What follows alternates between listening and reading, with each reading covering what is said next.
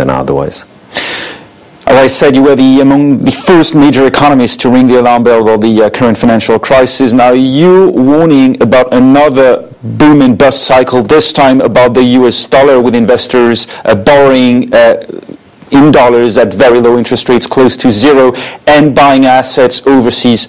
What could happen? Are you really concerned that we could be faced with another deep financial crisis?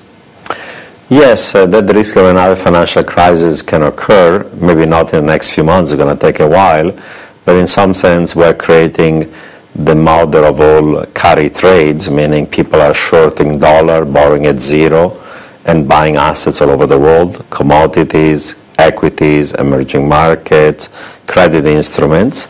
And the borrowing cost is actually negative because as the dollar weakens, if you borrow zero interest rate in dollar, you're actually borrowing with a capital gain on your dollar borrowing, so actually the cost of borrowing is negative. So everybody's playing this game, short dollar, carry trades, invest in risky assets. These risky assets are highly correlated. The dollar cannot keep on falling forever. Once it stops falling, it could reverse. If it reverses, this highly leveraged position across the world will have to be closed down to pay back the dollar debt. You could have a snapback of the dollar and a crash of markets. It might take another 6 months. It might take another year, because right now this wall of liquidity is chasing assets. This wall of liquidity is climbing the wall of worry as investors are becoming less risk averse, and we're planting the seeds of a huge asset bubble. It's a global asset bubble, but the higher it goes, the harder it will crash. Haven't we learned our lesson?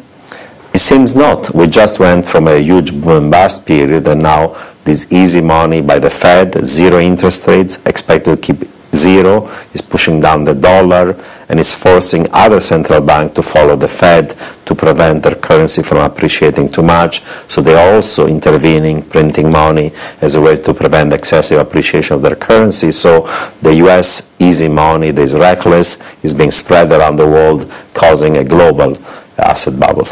As we come to the end of this interview and reflect on the first year of this Obama presidency, what do you consider to be the main achievement of this administration?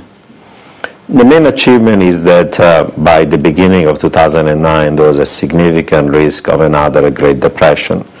This risk was actually significant and high, and in spite of some policy mistake, aggressive policy action have reduced that risk. Now we see the beginning of positive economic growth. I'm worried about the downside risk to this economic growth, but for the time being, we've avoided the tail risk of another depression. That's the main achievement. Well, thank you very much, Nouriel Roubini. It's been good to talk to you on France 24. Good to be with you today. That's all we have time for. Join us next time for the interview on France 24. In the meantime, stay with us.